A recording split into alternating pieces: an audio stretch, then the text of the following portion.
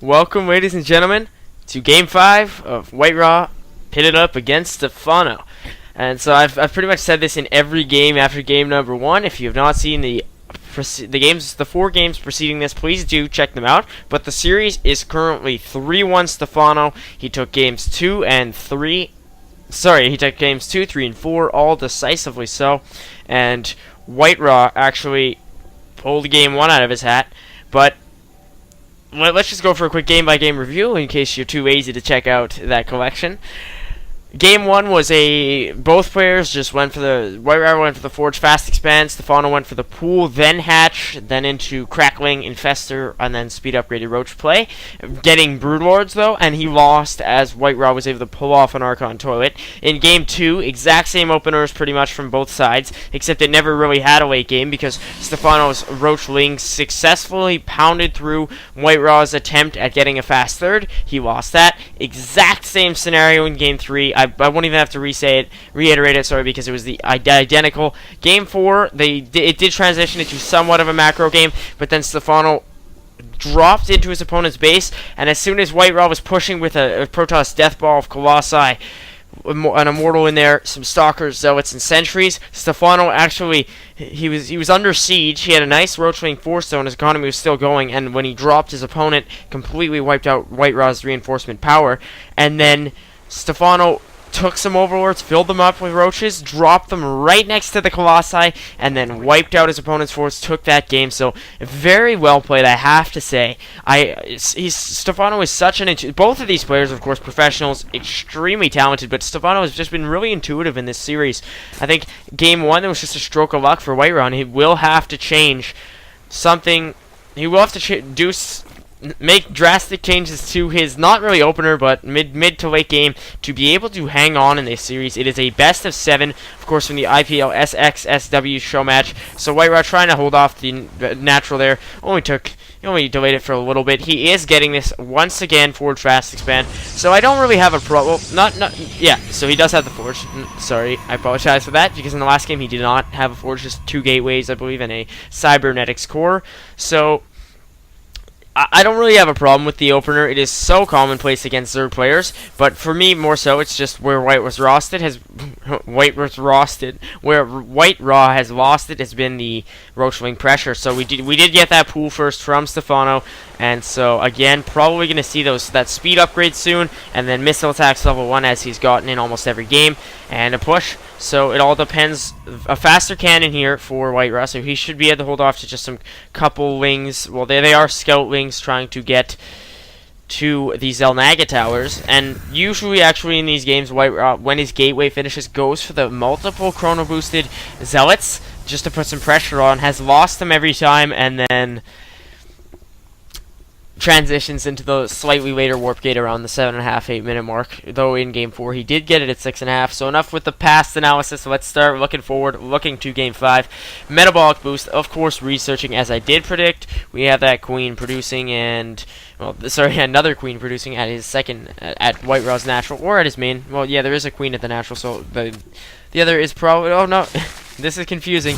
I guess the Queen had moved, yeah. I'm not a Zerg player myself, but the Queen would probably have migrated from main to natural to Larva Inject, and then it's going to move back when the other finishes. So here's a Cybernetics core from WhiteRa, perfectly on time, of course. The map is Tal'Darim Altar, by the way. I neglected to say so. WhiteRa's, of course, at the top left, Stephano at the bottom right.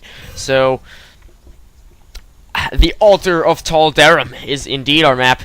Weapons level 1, researching from WhiteRa, and so nothing major just yet. I predict the Roach Warren will be coming pretty soon, or the Lair Tech first.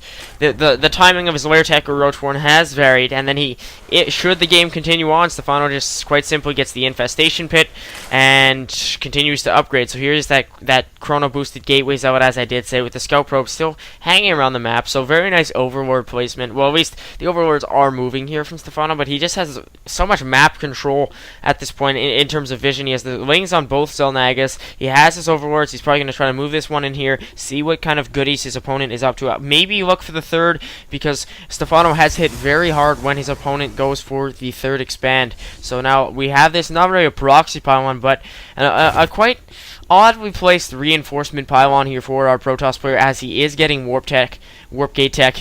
Warp tech would actually be a pretty smart abbreviation, I have to say, such as this pocket full of metabolic boosted Zerglings and a Stargate from WhiteRa.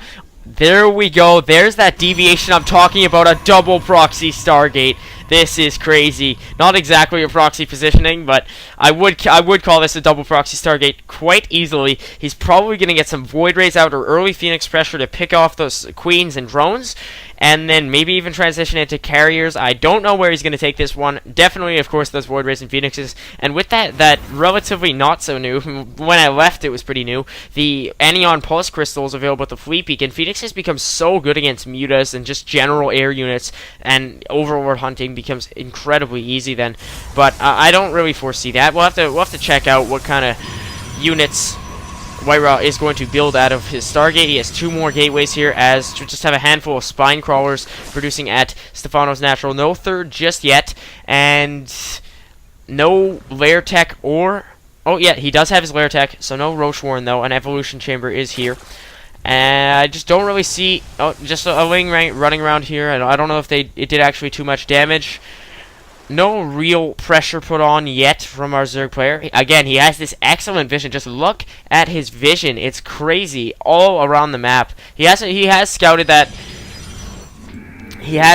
scouted that Forge Fast Expand, but I don't think he's seen the proxy Stargate. So here are these 3 gateway zealots, but they will probably be held off here by the speed upgraded wings, now destroying the destructible rocks. So wait, I did not have a chance to see. No, it has not been spotted. The Overlord is actually pretty dangerously close, but there are 2 Void Rays here and a handful of zealots. So Void Ray Zealot in intuitive strategy with... Oh, again, I'm switching. I always switch my perspectives from 2 to 1 instead of just going back to E. It's just a little bit of a habit. So here are some Overlords making their massive migration to Spires here. So that late game air tech we saw in game 1 could be coming back here. You get the Spire and then the Greater Spire, upgrading all the while to tech up to Broodlords. So evidently Stephano has not seen this. I don't know if he has not seen, to my knowledge, I just checked a second ago, the proxy Stargates. So this will be revealed really soon here, and he is going to go for flyer attacks and Carapace level 1. But WhiteRa is going to have to be cautious with how he micros these, because Stephano can make the transition into Corruptors. He is producing 4 mutas now and 3 Spore Crawlers, so suddenly the Void Rays are somewhat rendered obsolete. They still have this small window to hit. Stephano is running out these speed upgraded wings, trying to find the proxy Stargates, I'm sure. So there is the Void Ray revealed, and so this is just gonna... This might be a little bit tough for our Protoss player. There are 6 mutas now, 5 mutas, so 4 finished, and they're not necessarily the counter to Void Rays, but they are pretty effective against them. So there are going to be these 2 Spine Crawlers and so many Queens to greet the Void Rays, and this will prove so expensive for WhiteRa. The wings the mutas just chasing them down, and good God, the units lost there. Let us check this out. Just about 5 units killed for Stephano, but... Oh, there's a Phoenix there. I don't know if it was rally pointed, so a lost Phoenix. And now Mutas chasing down Void Rays. There's just so many of them here. 5 more producing. The Zealots just kind of running about, not able to do too much damage. So the wings now stuck here for Stephano. And oh God, this cannot bode well for a Protoss player. His heavy investment has been revealed. He does have the robotics facility, and he is getting some Phoenixes out. I strongly advise him to get the Anion Pulse Crystals upgraded. It is so very effective against mutas, but with this massive flock here, they would just be completely negated. The Stargates fall unpowered though, and that's just going to pretty much entirely knock off the investment here from WhiteRa. I just have trouble pronouncing that at times. So 1-1 is going to finish for these mutas, and oh, I do not know how this is going to work out for our Protoss. He has so many Zealots and an extremely late, not extremely, but relatively late third here from Stephano, just too focused on hunkering down and holding off the Void Ray pressure. So there is the Fleet Beacon, 2 more Stargates producing, so that's going to be 4. I don't know if he's going to try to repower this or not. He should, for the sake of his investment.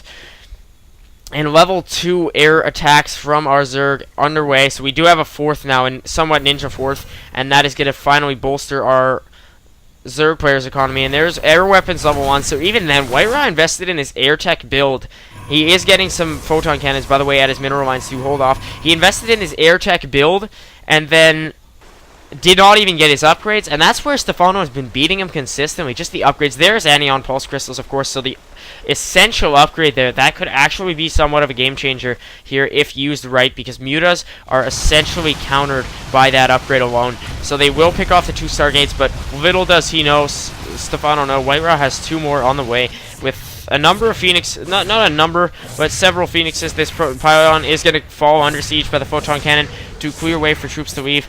So Zealots running about, but these mutas can just pick them off so well. No upgrades on the Zealots. Oh no, just 1 weapons. Yeah, I do remember that. So 3 more mutas, ground melee attack, sorry, level 1, and just droning up. Now the infestation pit. So again, like game 1, Stephano's gone for the late game heavy air build. Well, it's not necessarily the late game just yet, but he's transitioning into a late game heavy air build, but keeping his ground army up to par. So now we have a Warp Prism in production, so probably some Zealot drops, actually. Those are always very strategic against Zerg players, if used right. Some Zealot drops. The Overlord is seeing this whole tribe, though, so I don't know how exactly that is going to work out when they are no longer in the Zerg players' line of vision. 3 pylons, Twilight Council now, so Archons could actually be feasible at this point. They are so very good area of effect damage. They have such good area effect damage against mutas, but these Phoenixes, one of them picked off, but they can, if microed well with anion pulse crystals, which finishes so very quickly, they can pick off mutas. But now these mutas will have both 2/2 upgrades. They are getting picked off quite well, though. These Phoenixes, just look at that, just taunting them, teasing them, pulling them back, and picking them off. So there is our Pathogen Glands, forgot the name. It is the 1 Zerg upgrade I'm slightly rusty on. It's plus 25 Infestor energy, of course. And so there are going to be those Infestors. Fungals could be useful against these ever-speedy Phoenixes. Now, Photon Cannon going to just help boost the Protoss air fleet, and that's just going to do so much damage. My god, what has Stephano been thinking here? He sacrificed so many mutas there, and now his army composition has completely fallen through the cracks in the floor. So we have 5 bases now for our Zerg player, but this 4th here going to come under siege. It had been attacked before. I apologize for my neglecting seeing that. Too focused on the Phoenix engage, and there is Flyer attacks the Carapace level 3. I've seldom seen in a commentary a Zerg player actually get to that level of tech, and I have to say, it looks freaking awesome. The logo there, that looks like a flaming fireball of Zerg hell, and it looks amazing. Jeez. So, no upgrades there for WhiteRa, and I completely disagree with that, of course. He's just forgetting it, and he has the Mothership and Carrier here, so this can't be good for Stephano. If he gets Archon toted in Game 6, he's just going to be fuming. I swear. We have Charge and just another gateway somewhere. No upgrades on either of his buildings, though. He just has air weapons level 1 research. It seems like he's a real 1 guy. He puts up his ground weapons level 1 and air weapons level 1, and then that's it. And that could be his downfall. Should he lose this game, that could be one of the reasons. Because 3-3 against 1-0, even if Phoenixes have that upgrade and they're so powerful against mutas from a distance, they can still single-handedly be defeated just by those upgrades should the mutas be micro well. So now the Phoenixes are going to get bungled. Like I said, those Infestors now coming into play and just completely hampering Phoenix movement. The mutas are going to be somewhat picked off, but I think that battle has been won for our Zerg player. So the Phoenix, Zealot harassed there, just moving deeper into the Zerg base, but these mutas are just going to deal with them so well, and all these infested Terrans from the leftover Infestor energy are just going to deal with the Zealots ever efficiently. So charge is on the way, and now we do have Graviton Catapult. I always forget that upgrade. I know it is sorry, that was my deodorant falling over. I do cast standing up. I know that it increases the speed at which interceptors are launched, but some of the names, I mean, these late game tech, you don't often see them. And now this Mutaflock reaching a nice level of saturation, going to try to move in here and pick off the Zealots, but they did take out that 5th, I would say, as the 4th is in production. No, sorry, the 6th. No, that would be the 5th, because this would now count as the 6th. A little bit of a math fail in terms of tallying. So now that Mothership has finished, and there's another Stargate in production at quelque part. 2 more, actually. And at quelque part means, of course, at some area. That is right here. At some part, actually, literally. I'm pretty sharp in French, but I am tired. This is a Saturday morning for me, Saturday afternoon by now. 2 more carriers and a Templar Archives in production, and finally air weapons level 2.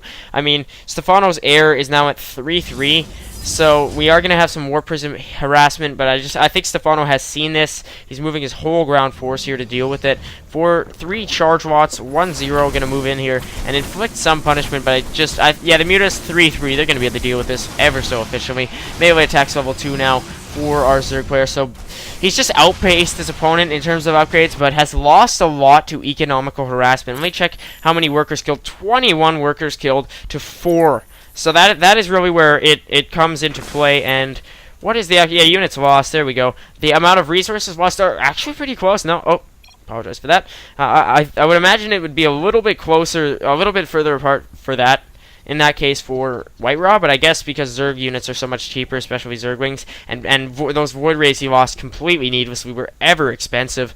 So that is going to somewhat balance out. We do have some Archons, though. I just saw 2 High Templar finishing, so these Mutas are going to move in, but if they get Archon toileted, I don't know if that delay particularly affects Mutas, the 1 whatever second delay that causes that units have before they're moved out of the Archon, the Vortex when it finishes, but there is an Archon merging right now, and these Phoenixes are going to pick off some Mutas, but they get fungled very efficiently. So here's 3 carriers and the Mothership. No detection on the fly here for our Zerg player. He has none, so this could be disastrous for him should this Mothership move in. Stephano's not going to have any way to deal with it. He's forced to move back. Cannot see these units, to my knowledge. No, he cannot. He can only see the Mothership.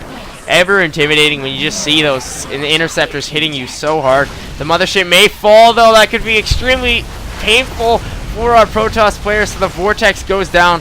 Captures few units, though, and just 15 more Mutas in production. These 2 carriers coming under siege. And I just don't know for WhiteRa here. He lost so much, and these Mutas are wreaking a lot of havoc. There's no more Mothership. He's forced to warp in Stalkers now, and Stalkers don't exactly deal with Mutas too efficiently. There is a charge watt here again, besieging the hatchery. So if one thing WhiteRa has done very well economically is just kept his opponent off balance at that 4th, 5th, 6th, whatnot. I'm not even going to bother trying to tally this, but I just think the Mutaflock here for Stephano is just too powerful. It may be GG here for our Protoss player, because quite simply he's not going to be able to hold this one off, I don't think. And there he GG's. Well played. I don't know if that was actually just symbols, if we said ass or something like that. A little bit upsetting, of course.